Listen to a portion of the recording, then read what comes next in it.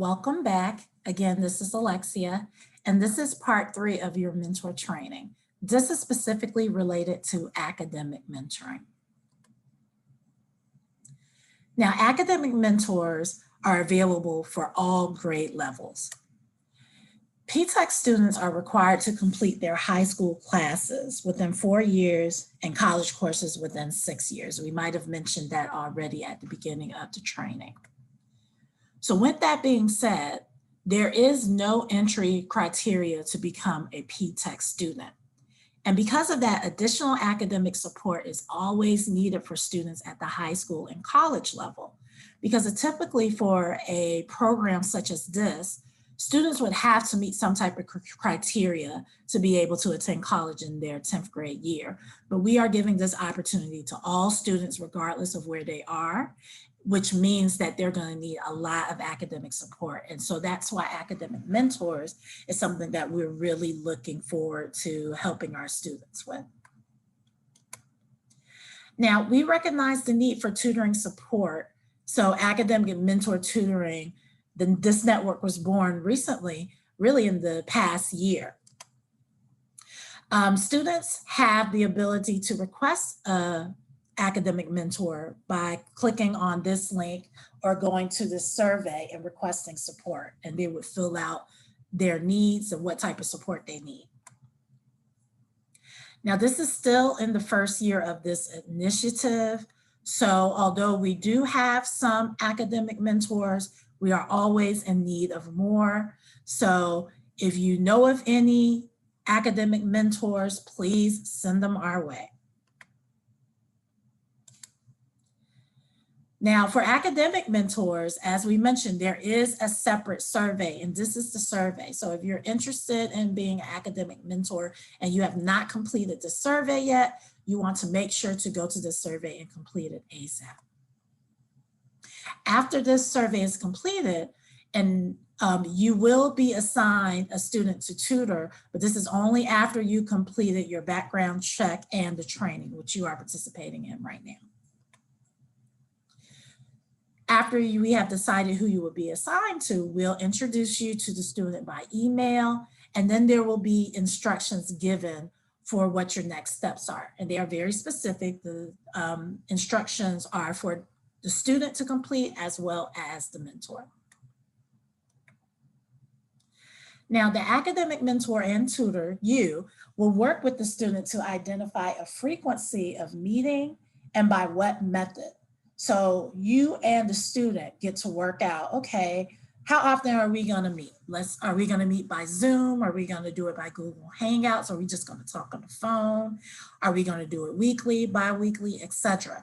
We typically suggest to always at least meet bi-weekly. That is the expectation we feel will produce the most effective outcome. Of course, you can meet more frequently than that. Bi-weekly at the least.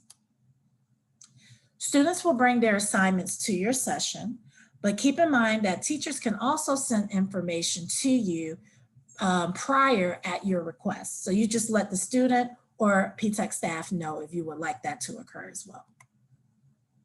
Now, this is something very important to keep in mind. Students may or may not respond immediately. We might assign you to a student. We might connect you by email. You might be waiting around for the student to reach out. You haven't heard from them yet. You might reach out to the student. They haven't responded yet. It may happen. And we might need to nudge them several times. You might need to, decide to send another email and just say, hey, I reached out to you a couple of weeks ago. Are you still interested in having a tutor? We will also make sure to follow up on that as well. The main thing that you must keep in mind is just to not take personally if a student is not being responsive to you. Remember, these are young people, and we'll talk about adolescent behaviors later on in the training, but don't take it personally if they're not being responsive. Simply just notify us and let us know, and we will follow up with the student. Again, we are encouraging students to reach out on their own, first and foremost, but it always helps if you reach out on the other end. Now we have a shrug here by Mr. Kanye because Academic mentors may also have periods when you don't have any students to tutor, and that is okay. So don't be surprised if, you're assigned the student, again, maybe they don't work out. Students go through these periods where they think they need a mentor or they think they need a tutor, but then they finally grasp the information, and then they might not see the need of meeting as frequently, and that is okay. Of course, we will reach out when there are other students who might need help.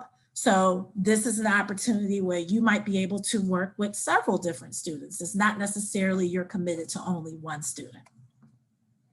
And we may be able or might want you to help students with things not specific to a